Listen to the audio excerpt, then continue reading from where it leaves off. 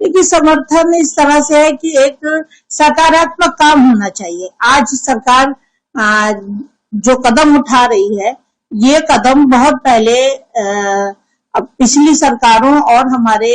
मजहबी लीडर और समाजी लीडर जो मुस्लिम हैं, उनको मुस्लिम समुदाय की का गरीबी और पिछड़ापन और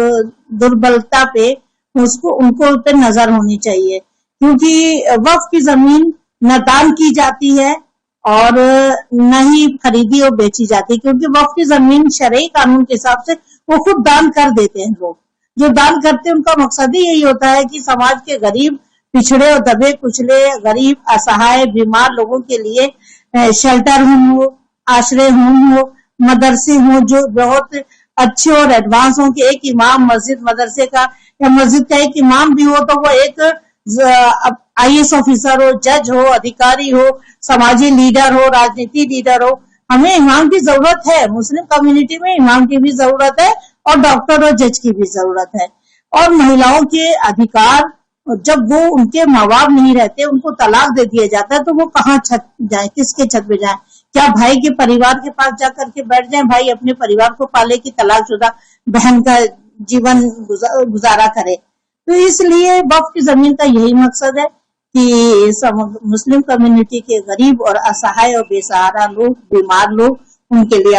हॉस्पिटल हो, एजुकेशन सेंटर हो, शेल्टर होम हो, कारखाने हो, ताकि वो सामाजिक और आर्थिक स्थिति में बेहतर हो जाए और वो देश का, मुस्लिम समुदाय का, खानदान का, अपने परिवार का खुशहाल जिंदगी जी सके। तो जब ये काम अभी तक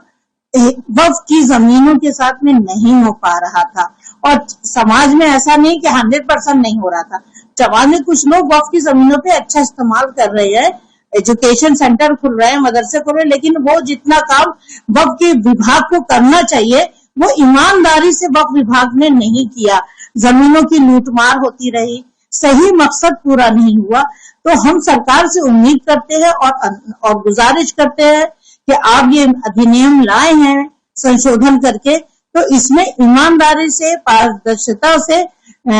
वक्फ की जमीनों को बिना किसी लूटपाट के वो समाज की दबे कुचले लोगों के लिए शेल्टर होम हो, आश्रय होम हो, मदरसे हो, कारखाने हो, मदरसा मॉडर्नाइज हो, ताकि वहां से इमाम भी निकले और जज और IAS अधिकारी भी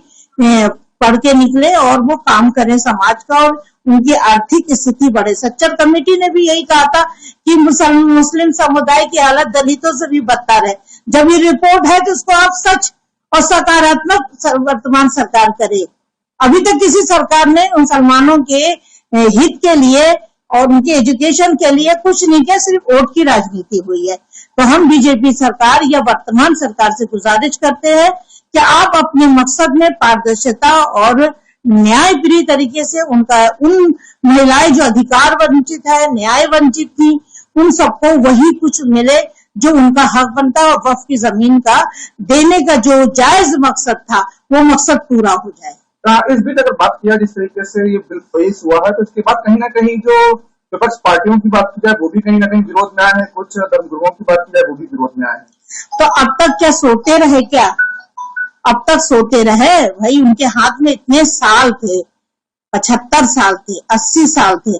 क्या किया उन्होंने? सिर्फ ज़कात और खैरात के ही पैसे से वक्फ की जमीनों पे हॉस्पिटल और कारखाने खुल सकते थे, लेकिन किसी ने ही इतना वक्फ की जमीनों पे तवज्जो नहीं दिया। वक्फ के विभाग ही में लूट मार मचती थी। अब हम वर्तमान सरकार से गुजारिश करते हैं कि पिछला जो कुछ भी नुकसान हुआ है वक्फ की जमीनों के साथ अब लूट मार ना होने पाए। जिन लोगों ने नाजायज कब्जा किया है उन नाजायज कब्जे को छुड़ाया जाए, और जिन लोगों ने बेईमानी या कब्जा किया है उन जमीनों पे जांच की जाए, और जो दोषी हैं उन पे भी कार्रवाई होनी चाहिए। जो शरीयत की जमीन थी, शरीयत के मुताबिक चलनी चाहिए थी कि उसपे गरीबों का, असहाय लोगों का उसपे